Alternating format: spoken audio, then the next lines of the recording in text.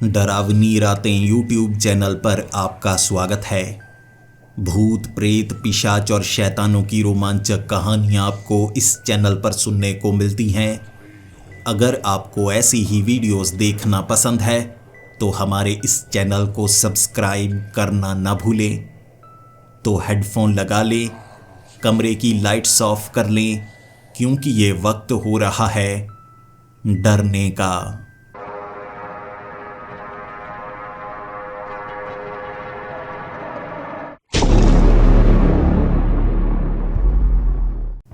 Hello दोस्तों, मेरा नाम आर्यन है और मैं गुजरात के जामनगर शहर का रहने वाला हूँ। पेशे से मैं एक बिजनेसमैन हूँ, या कहूँ बिजनेसमैन का बेटा। मेरे पिता यहाँ के बहुत बड़े बिजनेसमैन हैं और मुझे काम करने की ज़रूरत नहीं पड़ती। भले ही मेरे पिता अब भी मुझे कहते हैं कि काम में हाथ बटाया करो, ये सब कुछ तुम्हारा ही तो है, लेकिन मुझे बचपन से ही पुरानी चीज़ों से लगाव था। मैं पुरानी चीज़ें इकट्ठा किया करता था। एंटीक चीज़ें घर में भरी पड़ी थी, फिर भी मैं नई नई चीज़ें लेकर आता। मेरे पिता कहा करते थे, पुरानी चीज़ों को इकट्ठा क्यों करते हो? और फिर एक दिन मुझे महसूस हुआ ये मेरी गलती थी। मैं 13 साल का था जब घर में एक पुरानी पेंटिंग लेकर आया था। एक औरत के नाचते हुए नृत्य दृश्य उसमें कैद थे। मैं उस पेंटिंग को निहार रहा था, लेकिन मेरे घर वालों को वो डरावनी लग रही थी। उसका चेहरा तो देखो कितना डरावना है। मैंने अपने पिता को कहा, नाच रही है तो एक्सप्रेशन वैसे हैं, ऐसा चित्र बनाया गया है। नीचे कोई भी पेंटर के सिग्नेचर नहीं थे।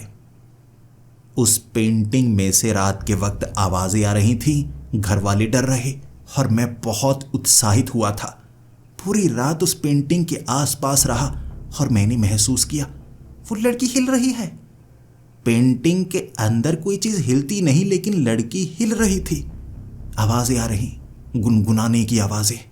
मैं डरा नहीं, बिल्कुल नहीं डरा, लेकिन मेरे पिता ने कह दिया, ऐसी शापित चीजों को घर में नहीं रखना, फेंक दो। मेरे पिता ने उस पेंटिंग को बाहर फेंका था। फिर मैंने अपने पिता को कहा, कहीं और घर खरीदते हैं, कोई पुराना घर, फैक्ट्री, जहां पर मैं पुरानी चीजों को संभाल कर रख पाऊं। मेरे पिता ने कहा, ये पुरानी चीजों को इकट्ठा क्यों करते रहते हो? मैंने कहा, ये मेरा शौक है जो अब आदत बन चुकी है। एक बड़ा वेयर हाउस खरीदा गया था, जिसे मैंने एक घर का रूप दिया और वहां पर एंटीक चीजों को रखने लगा। जब मैं 19 साल का था, मेरे पिता को बिजनेस में बहुत बड़ा घाटा पड़ा था। हमें पैसों की जरूरत थी। मेरे पिता ने कहा, तुमने जो पुरानी चीजों को इकट्ठा किया है उसे क्या बेचा जा सकता है? मैंने कुछ चीजों को बेचा था और यकीन कीजिए वो एंटीक चीजें इतनी महंगी बिकी थी कि सारा घाटा पूरा हो गया और सभी चीजों को बेचने की जरूरत तक नहीं पड़ी, ना उस पेंटिंग को बेचने की जरूरत पड़ी। तब मुझे महसूस हुआ था लोग पुरानी चीजों को खरीदना चाहते हैं और मेरा शौक मेरा बिजनेस बन गया। मैं पुरानी चीजों को खरीदता, संभाल कर रखता, लेकिन जब मैं 21 साल का था, मुझे एक छोटी मटकी मिली थी और उस मटकी के अंदर राख थी। आप उस राख को नदी में बहा दो या कहीं भी फेंक दो, मटकी को घर में रखो, फिर से अपने आप उसमें राख आ जाती थी। लेकिन अगर 10 दिन से ज्यादा उस मटकी को घर में रखे रहो, घर से आवाजें आने लगती, एक काला साया घर में घूमने लगता। मैं उसके बारे में जानना चाहता था। मैं पुजारी जी से मिलने के लिए गया और पुजारी जी ने कहा कि वो मटका शापित है, उसे तोड़ दो और नदी में बहा दो। मैं ऐसा करना नहीं चाहता था। मैं जानना चाहता था आखिर क्या है उसमें और उस पेंटिंग में भी क्या है। तो मुझे लगा मुझे सीखना होगा। अमीर तो मैं था, तांत्रिक, बाबा, हर तरह के लोग जो इसके बारे में जानते थे, मैं उनसे जानकारी जुटाता, किताब में लिखता। भूत क्या है, प्रेत क्या है, डायने, चुड़ैलें, हर तरह की जानकारी मैं जुटाता चला गया और शायद ऐसी जानकारी कोई और जुटा नहीं रहा होगा जो मैं जुटा पा रहा था। धीरे धीरे लगाव होने लगा इन चीजों से। वो जो मटकी थी राख से भरी हुई, उसमें से एक साया निकलता था और वो साया हमें नुकसान नहीं पहुंचाता, लेकिन उस मटकी के इर्द गिर्द रहता है, जिससे लोग डरते हैं। अब उस साये को मैं कंट्रोल कर सकता था। अगर मटकी पर कुछ लिखो, साया वैसा करता, लेकिन अपनी हद में रहकर। यानी कहीं जाने को कहूं तो वो साया वहां पर चला जाता, किसी को डराने के लिए कहूं तो वो साया उसे डराता। उसके बाद उस पेंटिंग का राज भी मैंने सुलझाया। वो पेंटिंग श्रापित थी। जब उस औरत को मारा गया जिसकी पेंटिंग बनाई गई, तो उसके खून का इस्तेमाल उस पेंटिंग में किया गया, जिस कारण उसकी आत्मा उससे जुड़ गई और रात के वक्त उसकी आत्मा उस पेंटिंग के अंदर नाचने की कोशिश किया करती थी, वो आवाजें लगाया करती थी।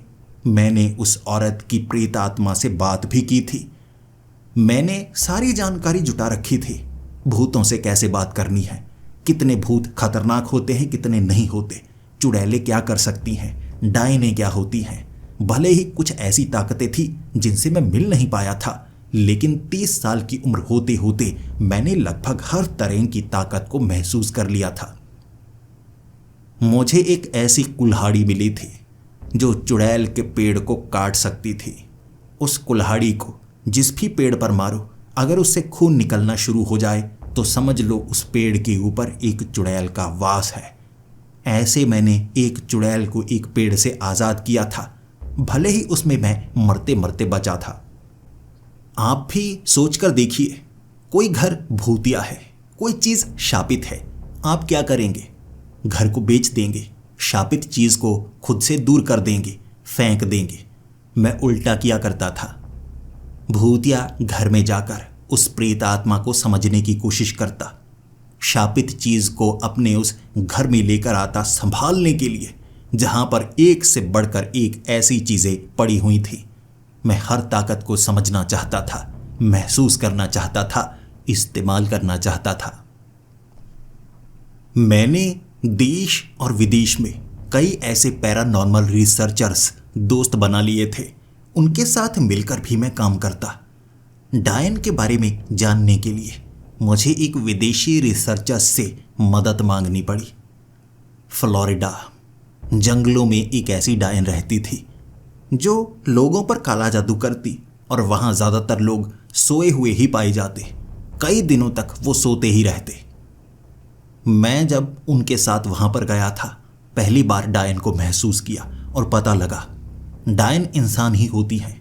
उनके पास ऐसी ताकत होती है कि वो खुद को मारकर चुड़ैल भी बना सकती हैं, लेकिन दोबारा जिंदा होने के लिए फिर से उन्हें एक शरीर चाहिए होता है। ऐसे कई डायनें कई 100 साल तक जिंदा रह सकती हैं, लेकिन डायनें जादू का इस्तेमाल जवान रहने के लिए करती हैं। वहाँ पर उस डायन को पकड़ा था और सरकारी मदद के ज़रिए उसे जेल तक पहुँचाया गया। भले ही वो बदला नहीं लेना चाहती थी, क्योंकि उसने भी गलतियाँ की थी और उसने माना उसे ऐसी ही सज़ा मिलनी चाहिए थी, लेकिन डायन का पहली बार मैंने सामना किया था। अपने उन साथियों के साथ और रिसर्च की। ऐसे मेरी उम्र 35 साल तक हो गई और अब मैं मानने लगा था कि मैं हर एक ताकत का सामना कर सकता हूँ, लेकिन कुछ रहस्य ऐसे हैं जिन्हें सुलझाना बड़ा मुश्किल होता है। और ऐसा ही एक रहस्य जब मेरे सामने आया था, मैं समझ नहीं पा रहा था कि मुझे क्या करना है।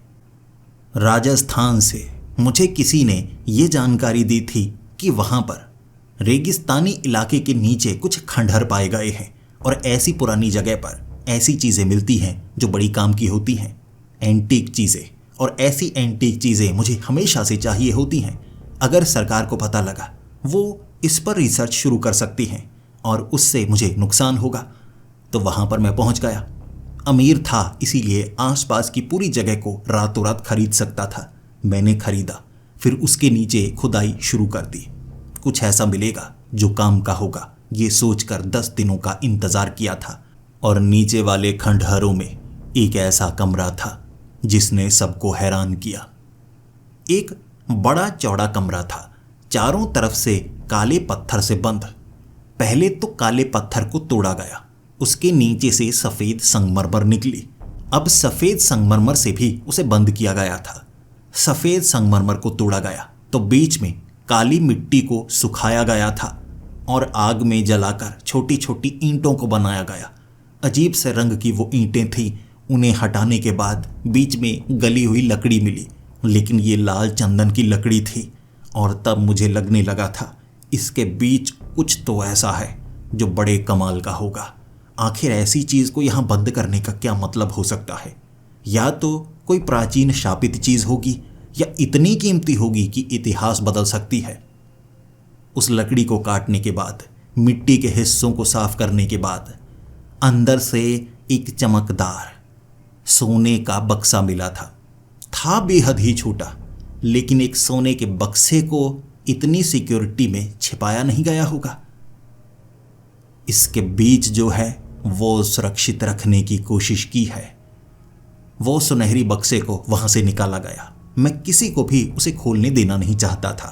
उसके साथ चेतावनी उस बक्से के ऊपर बनाई गई थी। अजीब सा चेहरा एक औरत का लग रहा था, साथ में ही शैतानी चेहरा भी लग रहा। भ्रम दे रहा था, जैसे एक तरफ से देखो तो शैतान लगता, दूसरी तरफ से देखो तो कोई औरत लगती। सुनहरी बक्से को मैं अपने उस घर में लेकर आ चुका था। उस जगह जहां खुदाई की गई थी मिट्टी को डाला जा चुका था। लगभग 2 दिन लगे मिट्टी डालने में और वहां पर सारे सबूत मिटाए जा चुके थे। अब अगर सरकार वहां पर खुदाई करना चाहे तो उन्हें कुछ नहीं मिलेगा। उस रात 10 बजे मैं उस बक्से को खोलना चाहता था। उसके ऊपर संस्कृत में कुछ लिखा हुआ था, प्राचीन शब्द। मैंने उन्हें ट्रांसलेट किया, लेकिन उनका कोई अर्थ बनता ही नहीं था। इसीलिए अंत में मुझे वो बक्सा खोलना ही सही लगा। बड़े ध्यान से, बड़े प्यार से मैंने उस सोने के बक्से को खोला था। कोई और होता सोने को देखकर उसकी आंखें चमक जाती, लेकिन मुझे उस सोने के बक्से से कोई फायदा नहीं था। इससे हजारों गुना ज्यादा सोना मेरे घर में है। मुझे इसके बीच से कुछ ऐसा मिल जाए जो ज्यादा कीमती हो। मैंने बक्से को खोला।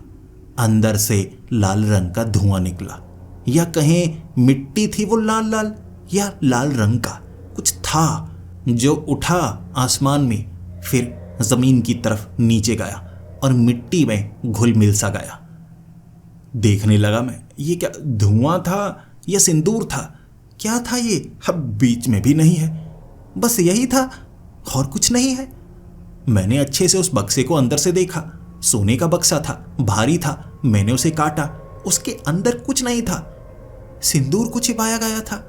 या लोग पागल हैं कि इतने छोटे से बक्से को ऐसे काला पत्थर, लाल पत्थर हिस्से में रखा होगा। बड़ी मायूसी हुई थी उस रात। इतनी मायूसी हुई कि मेरी आंखों में आंसू आ गए थे। सोचा था मैंने कुछ कमाल की चीज मिलेगी, लेकिन नहीं, कुछ नहीं। मायूसी में उसी घर में रात बिताना चाहता था मैं। बेडरूम में छत की तरफ देख रहा था, तभी बाहर से टक टक की आवाज आने लगी, जैसे कोई घड़ी चल रही हो। टक टक टक, लेकिन बहुत तेजी से आवाज आ रही थी। जब घड़ी की सुई टक टक करती है तो हर 1 सेकंड में एक टक की आवाज आती है, लेकिन ये बहुत तेजी से आ रही आवाज थी। यहां पर कई घड़ियां भी रखी हुई हैं, उनकी भी हल्की हल्की आवाज आती रहती है, लेकिन ये आवाज बिल्कुल अलग थी। मैं देखना चाहता था ये आवाज कहां से आ रही है। मैं उठा, देखने के लिए गया। मैं इधर झांकने लगा, उधर झांकने लगा। यहीं से आवाज आ रही थी, लेकिन मैं जिस भी दिशा में जाता हर बार लगता आवाज तो पीछे कहीं और से आ रही है। चारों दिशाओं में गया, लेकिन उस आवाज के बारे में पता नहीं लगा पाया। अगली सुबह मैंने सोच लिया था, बक्से को खोला है मैंने, कुछ ना कुछ तो उसके कारण हुआ है, लेकिन मैं एक और रात पक्का करना चाहता था उस बक्से को वहीं रखे हुए। अगली रात फिर से टक टक की आवाज दोबारा सुनना चाहता था, लेकिन इस बार कोई टक टक की आवाज नहीं हुई। मुझे एक औरत के गाने की आवाज सुनाई देने लगी, गुनगुनाने की आवाज। शब्द साफ नहीं थे, लेकिन महसूस हो रहा था कि इसी वेयरहाउस में कोई गा रहा है। एक तो ये घर वेयरहाउस है बहुत बड़ा। फिर से मैं हर कोने में गया, इस बार फिर से उसी तरह।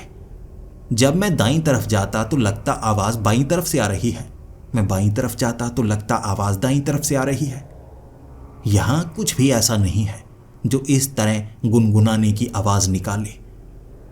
मैं शक में था, लेकिन 2 घंटे पूरी कोशिश करने के बाद भी वो गुनगुनाने की आवाज बंद नहीं हुई और अंत में मैं उस बक्से के पास गया। उस बक्से पर कान लगाकर सुनने लगा। वो आवाज बक्से से नहीं आ रही थी, किसी और चीज से आ रही थी।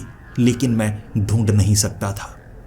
पूरी रात गुनगुनाने की वो आवाज़ किसी को भी डरा सकती थी, लेकिन मुझे नहीं। मैं जान गया कोई रहस्यमय ताकत उससे जुड़ी है।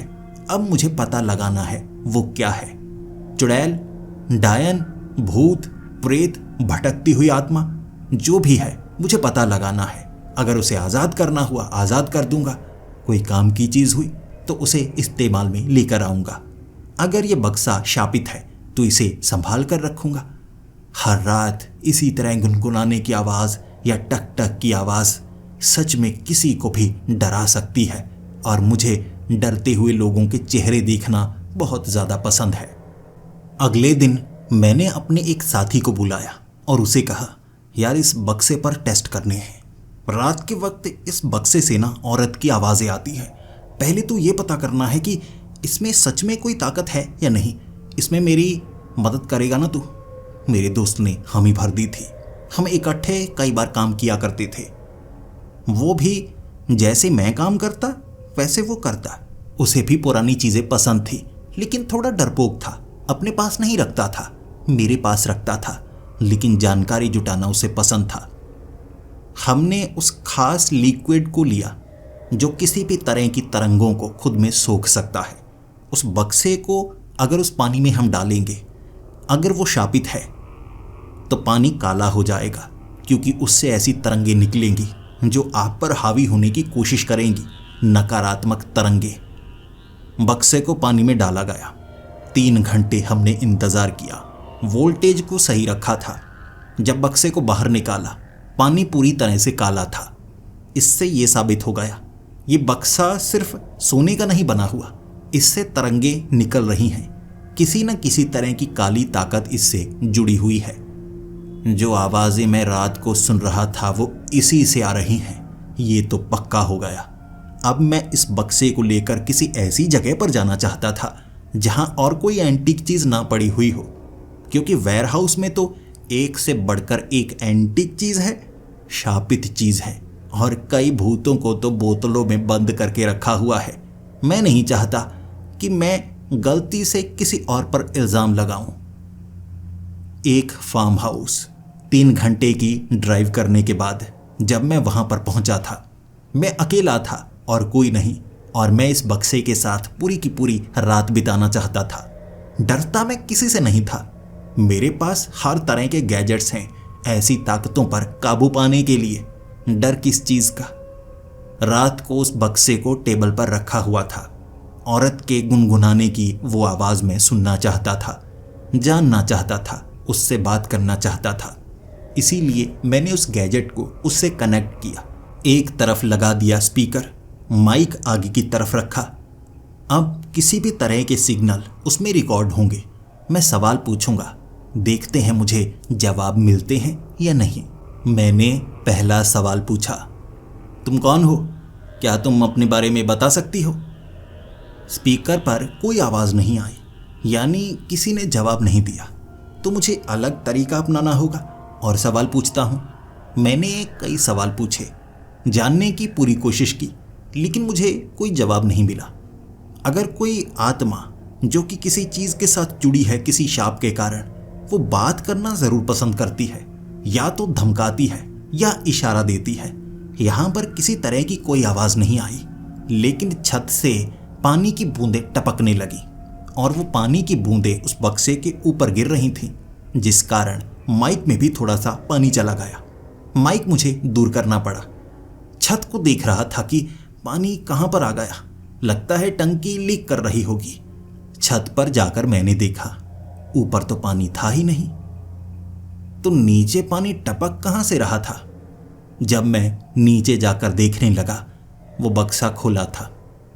किसी ने उसे खोला, जबकि यहाँ पर मेरे सिवा कोई और मौजूद नहीं है।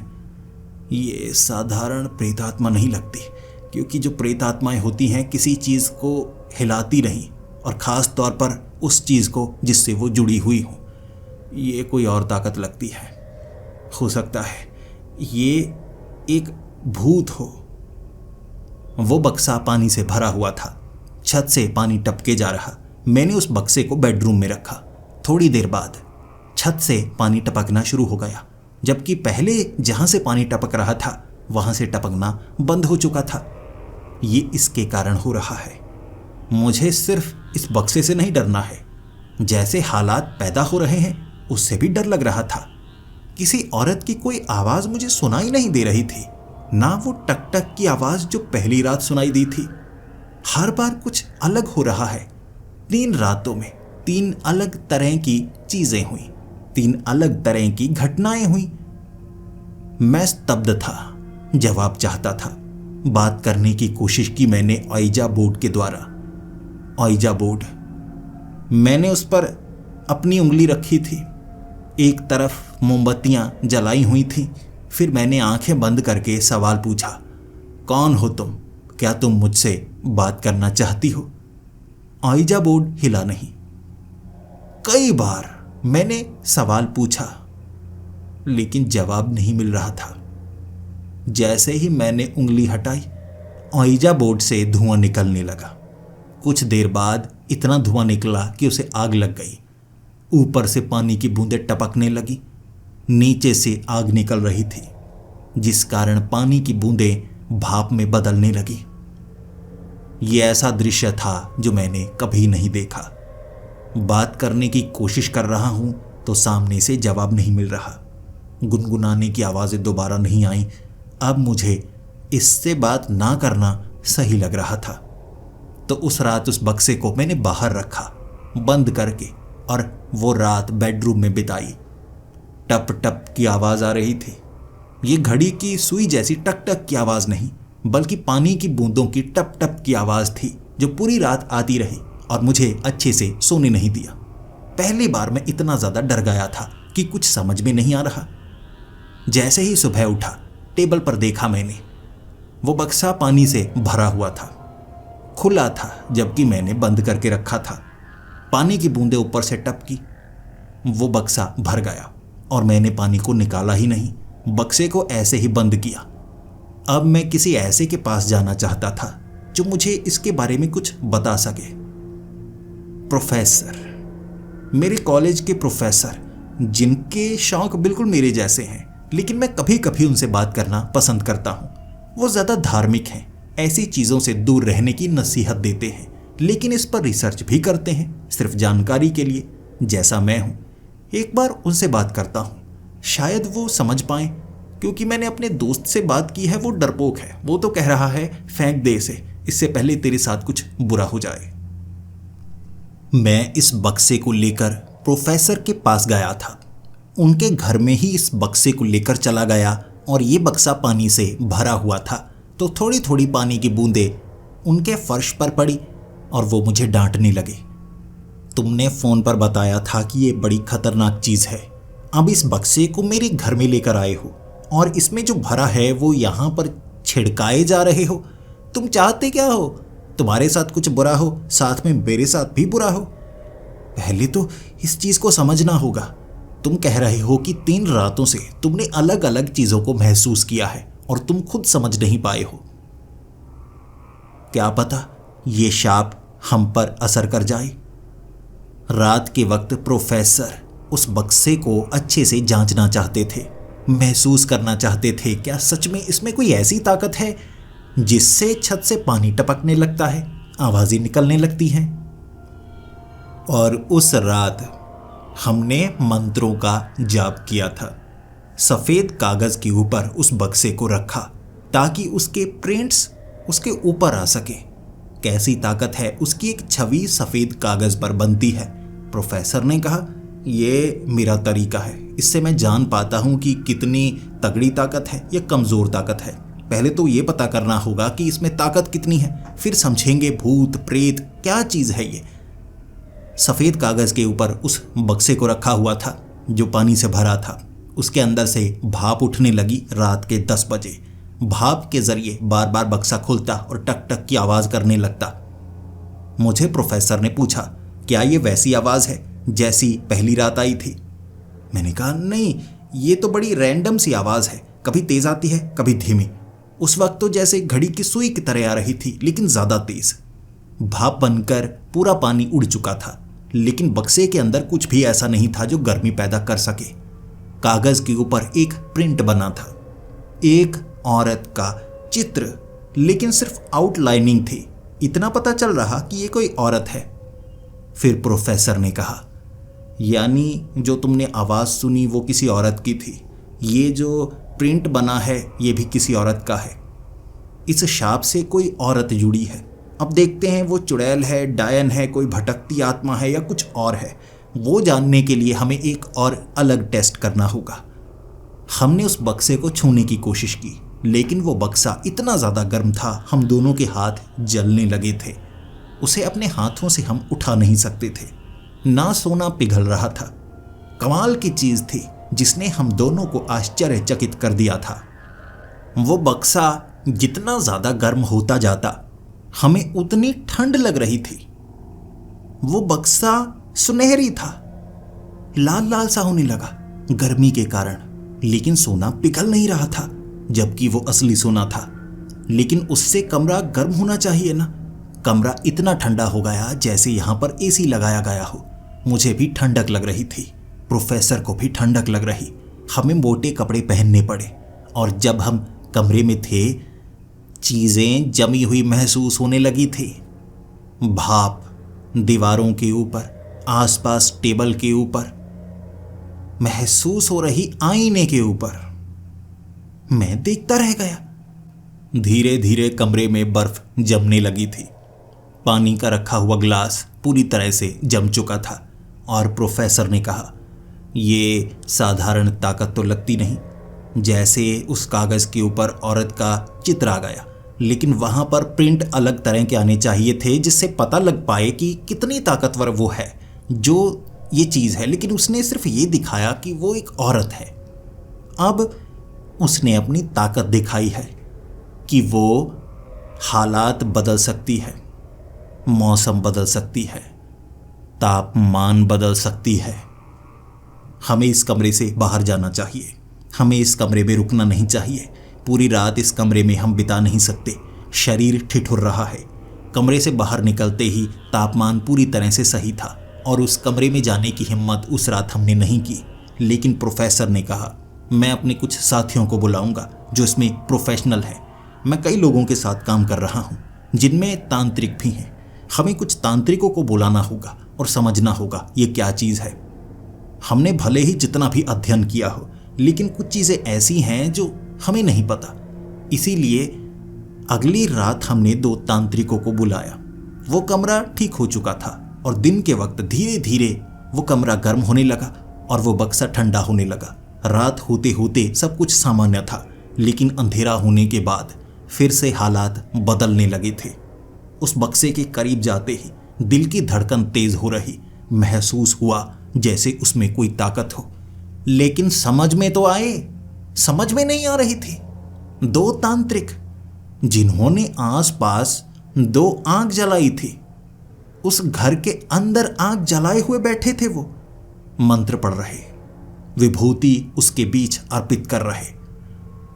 धुआं 2 आग का एक जगह इकट्ठा हो रहा और खींच रहा बक्से के अंदर। सब देखते रह गए, और वो तांत्रिक कुछ बोलना नहीं चाहते थे। इशारों में कह दिया, शब्द टूटने नहीं चाहिए। उन्हें डर लग रहा था। शायद उन्हें पता चल गया था कि ये क्या चीज़ है। महसूस कर लिया था। मंत्र वो पढ़ते गए, और अचानक जलती हुई आग या तो पानी से बुझाई जा सकती है या किसी तरह से धीरे धीरे आग बुझती है। एक झटके में आग नहीं बुझती, और लकड़ियां भी ठंडी नहीं होती। अचानक हवा का झोंका आया। दोनों जगह लगाई गई आग बुझ चुकी थी। लकड़ी का कोयला नहीं बना था, बल्कि लकड़ी बिल्कुल सूखी हुई लग रही, जैसे उस पर आग लगाई ना गई हो। तांत्रिक हड़बड़ा कर उठे थे। फिर उस कमरे से बाहर आए और उस कमरे को बंद करने के लिए कहा, और फिर एक ही सवाल पूछा दोनों ने एक साथ, इस बक्से को सबसे पहले किसने खोला? मैंने कहा, मैंने खोला था। उन्होंने कहा, इसके अंदर क्या था? मैंने कहा, लाल सा धुआं था जैसे सिंदूर हो, लेकिन खींचने पर हवा में उड़ा था। तब उन तांत्रिकों ने कहा था, ये तुम्हारी सबसे बड़ी गलती थी। ये कोई प्रेत आत्मा या भटकती हुई आत्मा नहीं है, ये एक डायन है। लेकिन उस डायन ने अपना शरीर इस बक्से में अर्पित किया है। हमें खुद नहीं पता एक डायन ने ऐसा कैसे किया। ये कोई श्राप नहीं है, लेकिन वो डायन ही ये बक्सा बन चुकी है, वो इससे जुड़ी हुई है, लेकिन वो यहाँ पर मौजूद ना होते हुए भी यहाँ पर मौजूद है। हमने जितनी साधनाएं की हैं, हमें समझ में नहीं आ रहा उसे कैसे रोका जाए। इसलिए इस बक्से को खुद से दूर कर दो। लेकिन तुमने इस बक्से को खोला है, हो सकता है ये बक्सा अब तुमसे जुड़ा हो और ये तुमसे दूर ना हो। तुम कोशिश करते रहना इस डायन से दूरी बनाने की। तुम्हें ढूंढना होगा और हम नहीं जानते ऐसा कैसे करना है। हमारे पास इतना अनुभव नहीं। किसी और को ढूंढो जिसके पास अनुभव हो और जल्दी से जल्दी ऐसा करो। ये डायन हर रात कुछ अलग करेगी, क्योंकि हम ऐसा महसूस कर पा रहे थे जैसे वो यहाँ पर मौजूद नहीं है, वो कहीं और है, जैसे फंसी हुई है। लेकिन उसके बावजूद भी वो अपने शरीर के साथ यहाँ पर मौजूद है। अब ये दो शब्द विरोधाभासी हैं। या तो कोई मौजूद होता है या नहीं होता, वो दोनों जगह सही है। तुम्हें ढूंढना होगा कैसे। मुझे प्रोफेसर ने कहा था इस बक्से को फेंक दो। ये कहकर वो जा चुके थे। मैं उस घर में अकेला था। मुझे लगा मुझे इस पर अध्ययन अकेले करना होगा। अब तक मुझे नुकसान तो हुआ नहीं है और वो तांत्रिक भी सही से कुछ समझ नहीं पाए, तो मैं समझूंगा और सबसे आगे निकल सकता हूं। उस रात उस बक्से के साथ उस घर में मैं बिल्कुल अकेला था। मुझे लगा था आवाजें आएंगी, लेकिन मुझे ये नहीं पता था इस बार मुझे कोई नजर भी आएगा। उस रात मैं बेडरूम में उस बक्से को ही देख रहा था, सामने बैठा हुआ। अचानक किसी के चलने की आवाज आई दूसरे कमरे में। मुझे लगा मुझे उठकर देखना चाहिए, लेकिन जब मैं देखने के लिए दूसरे कमरे में गया, बेडरूम से आवाजें आना शुरू हो गई और मुझे लगा आवाजें हर बार अलग जगह से आएंगी, तो मैं बेडरूम में चुपचाप जाकर बैठ जाता हूं। लेकिन बेडरूम से आवाजें आती रही जब मैं दरवाजे पर कान लगाकर सुन रहा था। जल्दी से मैंने उस दरवाजे को खोला और झांकना चाहा। लगा था कोई नहीं होगा, लेकिन मुझे काले कपड़ों में एक औरत नजर आई। अब कैसे बताऊं, वो औरत थी या वो कपड़े ही थे, जैसे कपड़ों को इकट्ठा करके एक आकार दिया गया हो, एक गुड़िया बनाई गई हो। वो इस आकार में चल रही थी। उसके भारी पैर थे, जैसे कपड़ों को समेटकर वजन बढ़ाया गया हो, और एक तरफ एक हाथ में उसने उस बक्से को पकड़ा हुआ। जब दरवाज़ा खुलने की आवाज़ आई, उसने मेरी तरफ मुंह घुमाया। अब क्या कहूँ, मुंह किस तरफ था मैं समझ नहीं पा रहा, लेकिन आकार ऐसा ही कि इसी तरफ देख रही होगी। वो कपड़ों की पोटली मेरी तरफ चलने लगी। बक्सा उसने नीचे गिरा दिया। वो मेरे पीछे भागना शुरू हो गई। मैं आगे आगे, मैं समझ नहीं पा रहा ये क्या चीज़ है। उसे रोकने के लिए मैंने उसे धक्का दिया। जो डायनें होती हैं उनकी कमजोरी उनकी चोटी या उनकी छड़ी में होती है, लेकिन कपड़े से बनी हुई पोटली, ये डायन नहीं हो सकती। वो बाबा तांत्रिक सही नहीं थे, वो गलत थे। लेकिन वो कपड़ों की पोटली, जिस कमरे में मैं पहुंचता मेरे पीछे पीछे, और एक जगह उन्होंने मुझे दबोच लिया। वो कपड़ों की पोटली एक औरत के समान मेरा गला दबोचना चाहती थी, लेकिन कपड़ों में ज़्यादा जोर नहीं होता, कपड़े नर्म होते हैं, गला घोंटा नहीं जा रहा। फिर लपेटे गए उन कपड़ों को खींच खींच कर मैंने खोल दिया। पूरी कपड़ों की पोटली को खोल दिया, बिखेर दिया। वो कपड़े अलमारी से निकाले गए थे, लेकिन वो कपड़े धीरे धीरे हिलते हिलते एक दूसरे से गांठें बांधने लगते। वो कपड़े एक आकार में आने लगते, एक औरत का आकार जो मुझे नुकसान पहुंचाना चाहता। मैंने कुछ कपड़ों को अलमारी में बंद कर दिया, कुछ को बेड के नीचे फेंक दिया, ऐसे उन कपड़ों को फंसाया। लेकिन फिर जितने बचे हुए कपड़े थे, छोटा आकार एक औरत का बना जो मेरा पीछा कर रहा। सिर्फ कपड़े थे वो, इसीलिए नुकसान नहीं पहुंचा। लेकिन उन कपड़ों को जब मैंने एक अलमारी में बंद कर दिया, उस अलमारी को पूरी रात तोड़ने की कोशिश वो कपड़ों की पोटली करती रही। दिन होते ही वो आवाज़ें आना बंद हो गई, और तब मैंने प्रोफेसर को रात को घटी पूरी घटनाओं की जानकारी दी। और प्रोफेसर ने कहा, तुम जितना ढूंढने की कोशिश करोगे, जितना पहचानने की कोशिश करोगे, तुम पहचान नहीं पाओगे। ये एक अलग ताकत है, लेकिन किसी तरह डायन से जुड़ी है। वो तांत्रिक बता कर तो गए हैं, तुम समझने की कोशिश क्यों नहीं कर रहे? मैंने प्रोफेसर की बात मानी और उन्हें कहा, ठीक है, मैं इसे उसी जगह दफनाने के लिए तैयार हूं जहां से इसे निकाला था। क्या इससे ये सब खत्म हो जाएगा? उन्होंने कहा, होना तो चाहिए। वहां कई घंटे खुदाई की गई थी। जमीन तो मेरी ही थी। खोदने के बाद उसी कई रंग के उन बक्सों के बीच इस बक्से को रखा, पत्थरों को ऊपर लगाया बक्से के समान, ऊपर से रेत डाल दी गई। जब मैं घर पहुंचा, उस रात शांति का एहसास हुआ। 10 बजे तक 10 बजे टक टक टक ऐसी आवाज हुई जैसे कोई दरवाजा खटखटा रहा है। मैंने जब दरवाजा खोला, बाहर कोई नहीं था, लेकिन नीचे वो सुनहरी बक्सा पड़ा था। उस बक्से को देखते ही मेरी सांसें रुक गईं। मैंने उस बक्से को उठाकर दूर फेंका। दरवाजा लगाकर बेडरूम में आया तो बेड पर वो सुनहरी बक्सा पड़ा था। मैं घबरा चुका था, मैं डर चुका था। अलमारी में कपड़े थे, हर तरफ कपड़े थे। अगर कपड़ों की पोटली बनकर मुझे उस औरत ने मारने की कोशिश की, फिर क्या करूंगा? मैंने जल्दी से प्रोफेसर को फ़ोन लगाया। मैंने उन्हें बताया कि वो बक्सा दोबारा मेरे घर में पहुंच चुका है। प्रोफेसर ने कहा, भागो भागो वहां से, इससे पहले कि वो बक्से के अंदर जो ताकत है तुम्हें मार डाले। मेरे पास आ जाओ, देखते हैं यहाँ हमें क्या करना चाहिए। उस बक्से को लेकर मैं प्रोफेसर के पास सीधा पहुंच चुका था। प्रोफेसर ने कहा, बक्से को तो छोड़कर आना चाहिए था। मैंने कहा, छोड़कर आया था।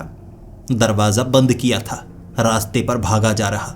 जिस मोड़ पर पहुंचता मुझे सुनहरी बक्सा नजर आता, पैर से टकराता, कहीं पेड़ के ऊपर से मेरे सर पर गिरता। मैं उससे पीछा नहीं छुड़ा पा रहा था और अंत में उसे उठाना पड़ा। तब जाकर यहां पर पहुंचा हूं। अब आप बताइए, इस बक्से का मैं क्या करूं? प्रोफेसर के पास एक और तरीका था। तांबे के बक्से के अंदर रखना होगा और उस तांबे के बक्से को हाई वोल्टेज के साथ पूरी रात हम बंद किए रहेंगे। कोई भी ताकत हाई वोल्टेज के पार, इलेक्ट्रोमैग्नेटिक फील्ड के पार नहीं जा सकती। भूत प्रेत कोई भी ताकत उसको पार नहीं कर सकती, ये भी नहीं कर पाएगी। उस बक्से को उस तांबे के बक्से के अंदर रखा, हाई वोल्टेज के साथ उसे चला दिया। दूसरे कमरे में पहुंचे। दूसरे कमरे में सामने टेबल पर खुला बक्सा पड़ा था। जब हमने वो तांबे वाले बक्से को देखा, वो पिघल चुका था। पिघला हुआ नीचे, जो धीरे धीरे जम भी रहा, आकार ले रहा, लेकिन लाल लाल। अचानक हमारे घर की लाइट चली गई। अंधेरा हो चुका था, इन्वर्टर भी काम नहीं कर रहा था। प्रोफेसर ने कहा, हमें खुले में रहना चाहिए, ऐसी ताकतें बंद घर में ज़्यादा असर करती हैं। लेकिन हमारे उस घर का दरवाज़ा बंद हो गया, जैसे किसी ने बाहर से ताला लगा दिया हो। खिड़कियों से बाहर निकलने का कोई रास्ता नहीं था। छत पर पहुंचे, 3 मंजिला छत, जहां से कूदने में हमें बड़ी परेशानी होती, और प्रोफेसर रहते भी ऐसी जगह पर थे। आवाज़ें लगाते तब भी हमारी मदद के लिए कोई नहीं आता। बड़े से फार्म हाउस में रहते थे, दूर दूर तक बागीचा बनाया हुआ था। बक्सा हमें टंकी के ऊपर चमकता हुआ नजर आया और फिर वो बक्से के अंदर से एक काले रंग का हाथ निकला। हमारी तो सांसें रुक गईं ऐसा दृश्य देखकर। फिर हमें वो डायन नजर आई, जो हमें बार बार चित्रों के रूप में, परछाइयों के रूप में या कपड़ों की पोटली के रूप में नजर आ रही थी। एक आकार में, काले काले हाथ, भयानक आंखें। पहले उसकी बाजू निकली, फिर उसने छोटे से बक्से से अपना सर निकाला, जैसे लचीला सर हो, रबर का बना हुआ। वो सर बाहर आया तो उसका धड़ बाहर निकला। जोर जोर से उस बक्से से वो बाहर आ रही। लेकिन जैसे ही वो खड़ी हुई, मैंने सबसे पहले कहा, तुम हमें नुकसान पहुंचाना क्यों चाहती हो? हमें नुकसान मत पहुंचाओ। उसने कोई जवाब नहीं दिया, वो बस हंस रही थी और उसके चलने का तरीका बड़ा अलग था। वो अपना पैर जमीन पर रखती, फिर उसका पैर गोल गोल घूमता, जैसे हमारा पैर पीछे की तरफ मुड़ रहा हो, और एड़ी के चटकने की आवाज आती। फिर अगला पैर भी ऐसे रखती और पिछला पैर गोल गोल घूमता। उसका पैर 180 डिग्री पर गोल गोल गोल गोल घूमे जा रहा था और एड़ी चटकने की वो आवाज बड़ी भयानक। हड्डियां टूट रही थी जब वो चल रही, घुटने टूटने की आवाज़ जिस कारण वो नीचे गिरती, लेकिन रेंगती हुई हमारे पीछे ही फिर खड़ी हो जाती, फिर हड्डियां टूटती, सर भी घूम रहा, उसकी कोहनियां भी मुड़ रही। ऐसा भयानक दृश्य था, ऐसा भयानक दृश्य, लेकिन वो हमारा पीछा कर रही। ऊपर से नीचे नहीं जा सकते थे हम, इसीलिए दोबारा घर के अंदर जाना पड़ा। वो तो छोटे छोटे छेदों से निकल रही, मुझे पकड़ने की कोशिश कर रही, लेकिन हम पूरी रात एक कमरे से दूसरे कमरे, दूसरे कमरे से अलग कमरे में जाते रहे। ऐसे पूरी रात बचे, वो हमें छू तक नहीं पाई। और दिन के वक्त प्रोफेसर ने कहा था, चले जाओ यहाँ से, तुम्हारी गलती तो भुगत दो, इस बक्से को लेकर चले जाओ, ये तुमसे जुड़ा है, मैं इस पशुपेश में क्यों फंसूं। मुझे उस बक्से के साथ प्रोफेसर ने वहां से भगा दिया। मैं अकेला था, लेकिन मुझे जानने पहचानने वाले कई लोग थे।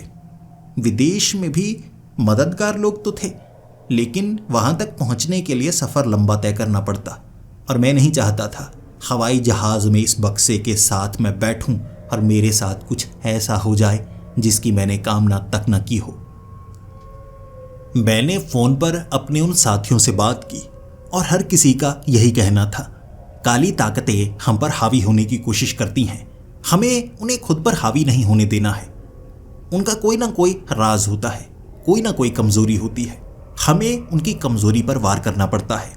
तुम्हें उस डायन की कमज़ोरी ढूंढनी होगी, उसका सामना करना होगा, उससे डरना नहीं है। वो बक्सा तुम्हारे साथ जुड़ा है तो उसका सामना करो, उसे अपने बिल्कुल सामने ही रखो। घर में मैं अकेला था, बक्से को सामने रखे हुए। 10 बजे का वक्त हो चुका था और मैं कह रहा था, मुझे दिखाओ, दिखाओ अपनी ताकत, बताओ आखिर तुम मुझसे चाहती क्या हो। क्या सिर्फ मुझे मारना चाहती हो? लेकिन अगर मारना चाहती हो, कम से कम ये तो बताओ मेरी गलती क्या है। क्या इसे छूना मेरी गलती थी या इसे खोलना मेरी गलती थी? मुझे सवालों के जवाब तो दो। मैं उससे सवाल कर रहा था, अचानक आंखों के सामने अंधेरा सा आने लगा। ऐसा लगा जैसे मैं गिर रहा हूं, लेकिन किसी ने मुझे अपनी गोद में उठाया हुआ है। कोई 10 सेकंड के लिए ही मैं बेहोश हुआ था। आंखों के सामने अंधेरा रहा, जैसे कोई उठाकर मुझे वहां से कहीं और ले गया हो। जब मेरी आंखें खुली, मैं अंधेरे में रेगिस्तान के बीचों बीच था, रेत के बिल्कुल बीचों बीच, और दूर दूर तक कोई नहीं। एक पत्थर के ऊपर रखा हुआ वो सुनहरी बक्सा। आसपास मैं देखने लगा, ये क्या है? मैं सपने में हूं? मैंने अपनी चूंटी काटी, मैं सपने में नहीं था, लेकिन कोई मुझे उठाकर रेगिस्तान के बिल्कुल बीचों बीच ले आया। उसके बाद एक तरफ मुझे एक डरावना नजर आया। डरावना यानी जो खेतों में हम पुतला लगाते हैं पंछियों को डराने के लिए, यहां पर वो डरावना रेगिस्तान के बीच में लगाया गया था। उसके सिवा ना कोई पौधा ना कुछ और, बस रेत के कण दूर दूर तक। लेकिन जिस जगह पर मैं हूं वहां पर तो आसपास कोई रेगिस्तान नहीं है। ये कैसा रेगिस्तान है? जब कुछ और नजर नहीं आ रहा, उस डरावने के पीछे लालटेन की रोशनी महसूस हुई तो मैं डरावने के पास पहुंचा, लालटेन को उठाने के लिए। कम से कम नजर तो आए, कोई मेरी मदद तो करे। फिर वो डरावना हिलने लगा, फिर से वो पुतला हिला, और अब मैं उसे डर नहीं रहा, बल्कि मैं उसका मुकाबला करना चाहता था। कपड़ों की पोटली के रूप में उस डायन ने मुझ पर पहले भी हमला किया है। इस बार रूप बदला है और हर रात वो कुछ अलग ही कर रही है, लेकिन वो डरावना जिसके बीच हड्डी के समान लकड़ी थी, वो लटका हुआ, लेकिन कुछ जगह उसने लकड़ी को तोड़ा और एक रूप में आकर अब चलने लगा, पकड़ने लगा, और उसके वार जोरदार थे, जैसे आपको किसी मोटे लकड़ी के डंडे से पीटा जा रहा हो। मैंने लड़ने की कोशिश की, उसे फाड़ने की कोशिश की, लेकिन फायदा किसी में नहीं हो रहा। उसमें भूसा भरा हुआ था, मैं उसे निकाल नहीं सकता था। इतने में वो डंडे के जोरदार वार होते। सर पर एक वार ने जब थोड़ा सा खून बहाया, मैं समझ पाया भागने में समझदारी है। मैं भागने लगा। बक्सा वहां से बहुत दूर था। मैं भागता चला गया, भागता चला गया। वो रात भागने में निकली। जब मैं थक चुका था, बक्सा बिल्कुल मेरे सामने था और एक आवाज मेरे कान में सुनाई दी, समय पूरा हुआ, अगर तुम चाहते हो रात खत्म हो, इस बक्से को तुम्हें छूना होगा। एक औरत की आवाज थी, लेकिन मैंने उस बक्से को छुआ नहीं। मैं भागा और दूर भागा। डरावना तो नजर नहीं आया, लेकिन रात खत्म नहीं हो रही। सूरज ऐसा लग रहा था एक कोने में है। सुबह का जैसे 5 बजे का वक्त हो, दिन होने ही वाला हो। कई घंटे निकल गए, बस हल्की सी रोशनी ही नजर आ रही। सूरज ऊपर चढ़ ही नहीं रहा था और करीब से मुझे वो बक्सा नजर आता। फिर उस डायन की वो बातें याद आई, रात तभी खत्म होगी जब मैं बक्से को छूऊंगा। मैंने बक्से को छुआ और मैं अपने घर में था, बेड पर लिटा हुआ।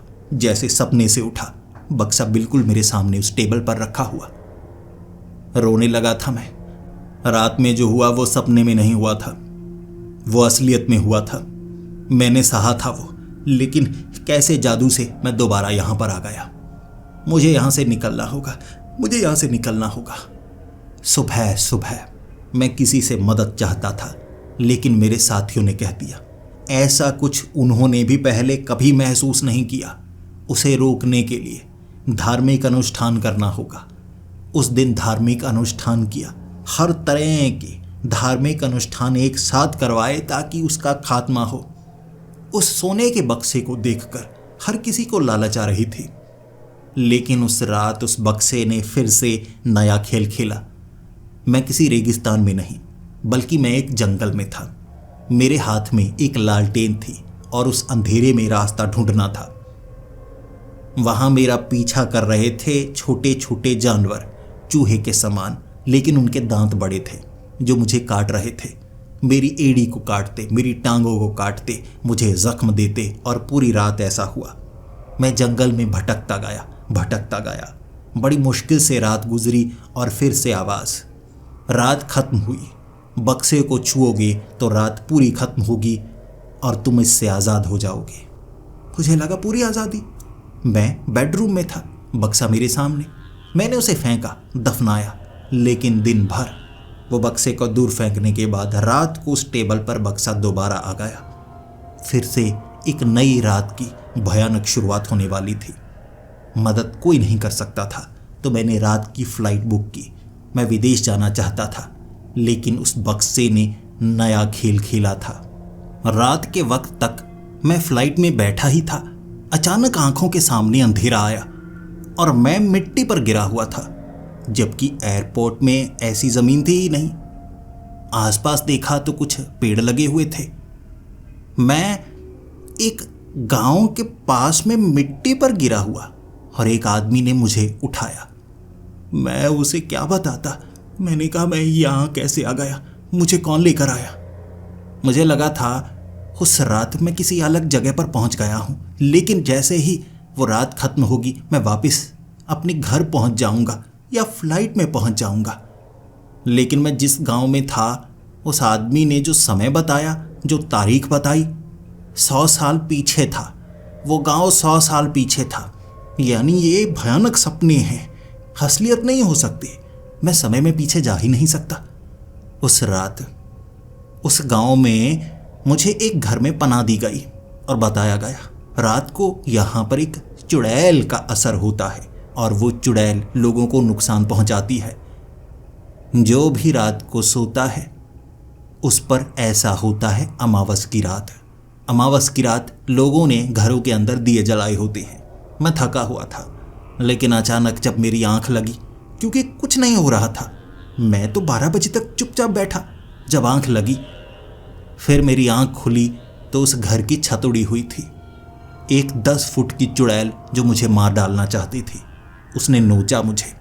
जो चोट लगती मुझे वो दिन को अपने आप भर जाती थी, लेकिन उस रात मैं बच तो गया। फिर उस बक्से को छूने पर मैं बेडरूम में नहीं पहुंचा। धूप में मैं उसी गांव में था, 100 साल पीछे। मदद के लिए किसी बाबा को ढूंढना चाहता था, लेकिन ज्यादातर बाबा मुझे ढोंगी मिले। रात हो चुकी थी। फिर से उस बक्से ने अपना रंग दिखाया। मुझे एक दानव जमीन से निकला और खींचकर जमीन के नीचे ले गया। गांव के नीचे गुफाएं बनी हुई थी और वो घसीटता हुआ मुझे गुफा के अंत तक ले गया और वहां मकड़ी के जालों के बीच में फेंक दिया, जहां से मैं हिल नहीं पा रहा था। वो रात खत्म होने के बाद मुझे खाना चाहता था, लेकिन उस दानव ने दिन होते ही वापस आकर मुझे खाया नहीं, बल्कि मैं बड़ी मुश्किल से उन जालों से निकला। गुफा से बाहर निकला तो मैं किसी गांव में नहीं था। मैं पहाड़ी इलाके में, जहां ठंड बहुत ज़्यादा थी, लेकिन ये समझ से बाहर था एक जगह से निकलकर मैं दूसरी जगह में कैसे आ रहा हूं, और ये कैसी डायन है, कैसी ताकत है, ये कैसा बक्सा है, मुझसे दूर भी नहीं होता। उन पहाड़ों में रात के वक्त सफ़ेद दानव देखा मैंने, जो कच्चा मांस खाता था। कई जानवरों को खाया उसने। अब जख्म भर नहीं रहे थे, बड़ी मुश्किल से बचा, जख्मी था। लेकिन वो रात भी खत्म हुई और अगले दिन के वक्त बचने की कोशिशें नाकाम रहीं। रात के वक्त फिर से मैं एक अलग जगह पर था। मैं एक ऐसे टापू पर था जो चारों तरफ से समंदर से घिरा हुआ, और ज़्यादा बड़ा टापू भी नहीं। वहाँ पानी से निकलकर मुर्दे आते थे। वो मुर्दे नोचने की कोशिश करते, बिल्कुल ज़ॉम्बी की तरह, मुझे पकड़ने की कोशिश, और मैं खुद को बचाना चाहता था। मैंने एक बाड़ा बनाया, चारों तरफ फट्टों को लगाया, जो भी सामान वहाँ पर पड़ा था वो लगाया, उनसे बचा, रात गुजारी, और धूप में वो दोबारा पानी में चले गए। लेकिन पूरा दिन मैं टापू पर सोच रहा कि अगली रात भी ऐसा ही होगा। लेकिन कमाल की बात, अगली रात फिर से वैसा हुआ। मुझे लगा मैं इस टापू पर हमेशा के लिए तो नहीं फंस जाऊंगा। पूरी रात फिर से बचने की कोशिश, और अगली रात हालात बदल गए। जब मुझे लगता था एक ऐसी घटना होगी जो मैं पहचान सकता हूं, तब सब कुछ अलग होता। अब मुझे लगा था कि बिल्कुल वैसा ही हर बार होता रहेगा, तो फिर से सब कुछ बदल गया। ऐसा ही कई बार हुआ। मैं अलग अलग जगह पर जाता रहा, दिन गुजारता, और रात को भयानक जीव मुझ पर हमला करते, डायन, चुड़ैल, अलग अलग रूप में। और उस रात मैंने हार मानी थी। जब एक डायन हाथ में छड़ लिए मुझे अपना शिकार बनाना चाहती थी, मैं घुटनों पर आ गया और कहने लगा, बस और नहीं सहा जाता, मारना चाहती हो तो मार दो। वो मुस्कुराती हुई मेरी तरफ देखकर कहने लगी, कहना क्या चाहते हो? तुम मरना क्यों चाहती हो? एक बार लड़ने की कोशिश तो करो, फिर तो मैं मारूंगी। मैंने कहा, नहीं, मैं इतनी बार लड़ चुका हूं, इतनी रातें गुजार चुका हूं। तुम मुझे अलग अलग रूप में मारना चाहती हो ना, अब मैं कबूल करता हूं, मार डालो मुझे। उस डायन ने मुझसे सवाल पूछा, कहना क्या चाहते हो? क्या तुम्हारे साथ बुरा हो रहा है? कहीं और फंसे हो तब यहां आए हो? और मैंने उसे पूरी घटना बताई। उसने मुझ पर वार नहीं किया, बल्कि उस पूरी घटना को सुना, और फिर मुस्कुराती हुई कहने लगी, आखिरकार मैंने समय में अपने रूप को बना लिया। मैंने उससे सवाल पूछा, क्या मतलब? क्या तुम्हें कुछ नहीं पता? मेरे साथ जो होता है वो तुम नहीं करती, कोई और करती है। उसने कहा, वो मैं ही करती हूं, या कह सकती हो मैं अलग अलग रूप में करती हूं। तुम्हें क्या लगता है, बड़े बड़े संत, महात्मा जो अपनी साधना करते हैं, सब दुनिया को छोड़ देते हैं, किसका मुंह रखते हैं? क्या वो अमर होना चाहते हैं? तुम्हें लगता है वो लंबी उम्र पाना चाहते हैं, शोहरत पाना चाहते हैं, धन दौलत, या दुनिया के सबसे ताकतवर इंसान बनना चाहते हैं? इससे क्या मिलेगा? समय पर जीत सबसे बड़ी जीत होती है, और ऐसा हर एक ताकत चाहती है, चाहे वो अच्छी ताकत हो, चाहे वो बुरी ताकत हो। संत महात्मा समय से बाहर निकलना चाहते हैं। डायने, चुड़ैले, हर कोई अपनी जगह सही ही है। वो काम करता है जिससे उसे फायदा हो, और डायन काली ताकत का इस्तेमाल करती है सिर्फ जवान रहने के लिए नहीं, बल्कि हम भी चाहती हैं और ताकत मिले। और शायद मुझे उस सवाल का जवाब मिल गया, समय से बाहर कैसे निकलना है। लेकिन मैं वहां होते हुए भी वहां नहीं हूं। तुम्हें जो जीव मिले, जो दानव, चुड़ैले, सब कुछ वो मैं ही थी, लेकिन अलग अलग समय में। किसी समय में मैं चुड़ैल बनी, कभी मैं डायन बनी, लेकिन शायद वो भविष्य में होगा। तुम इतिहास में हो, लेकिन मेरे भविष्य में। तुम समझ नहीं पाओगे। मान लो मैं अब से आगे एक बड़ी डायन बनूंगी, फिर उस ताकत को पालूंगी जिसे मैं पाना चाहती हूँ, समय से बाहर निकलने की ताकत। लेकिन अपना शरीर तो त्यागना पड़ता है ना, तो सोने के बक्से के साथ मैंने अपना शरीर त्यागा होगा, अपने आज के भविष्य से। फिर मैं समय से बाहर चली गई, लेकिन वो शाप उस बक्से से जरूर जुड़ा था। तुमने उसे खोला तो वो तुमसे भी जुड़ा। सजा मैं नहीं दे रही, सजा मेरा कोई रूप नहीं दे रहा, लेकिन तुम भी उससे जुड़े हो। जैसे मैं समय का सफर कर सकती हूँ भविष्य में, उसी तरह तुम भी कर रहे हो। तुम जुड़ चुके हो इस बक्से से। मेरे अलग अलग रूप जो कभी चुड़ैल कभी दानव बनकर तुम्हें सजा दे रहे हैं, लेकिन हमें खुद नहीं पता आखिर हम ऐसा क्यों कर रहे हैं। मैं रोने लगा था, गिड़गिड़ाने लगा था। यानी मेरी मदद कोई नहीं कर सकता? उसने कहा, मैं कर सकती हूं, क्योंकि मैं वो डायन हूं जिसने इस त्याग से श्राप को बनाया। तो मेरे खून से तुम्हें आज़ादी मिल सकती है, लेकिन याद रखना, मेरा ये खून इस बक्से में जाएगा तो इसे बंद कर देना। फिर ये एक धुएं के समान बन जाएगा। इसे संभाल कर रखना, कोई इसे खोले ना, क्योंकि जो इसे खोलेगा वो तुम्हारी तरह फिर से इस शाप से जुड़ जाएगा और बाहर निकलने का रास्ता ढूंढ नहीं पाएगा। तुम मेरे पास आए, मैं तुम्हारा शिकार करना चाहती थी, लेकिन मुझे दया आई, इसलिए तुम बच पाए। शायद जो इस बक्से को खोलेगा वो मेरे किसी और रूप से मिलेगा, और उसमें दया ना हो तो वो बच नहीं पाएगा। उसने अपना खून बक्से में डाला। मैंने बक्से को जैसे ही बंद किया, एक धमाका हुआ और मैं अपने बेडरूम में था। रात का वक्त, सामने वो बक्सा जिसे मैंने टेप लगाकर अच्छे से बंद कर दिया, हवा के कारण भी वो खुल ना जाए। और इस तरह मैं उस चक्रव्यूह से निकला था। हजारों सवाल जिनके जवाब मिले थे मुझे, और मुझे हैरान भी किया था, और सवालों को ढूंढने के लिए उत्साहित भी किया था। मैंने इसके बारे में किसी और को नहीं बताया। प्रोफेसर जानना चाहते थे, मेरे साथी जानना चाहते थे मैं कैसे बचा, लेकिन मैं किसी को बताना नहीं चाहता था। अगर मैं उन्हें बताऊंगा, हो सकता है उनमें से कोई इस बक्से का इस्तेमाल करने की कोशिश करे, लेकिन वो कर नहीं पाएगा। उस डायन ने वो पा लिया जो बड़ी बड़ी शख्सियतें पाना चाहती हैं, समय से बाहर निकलना।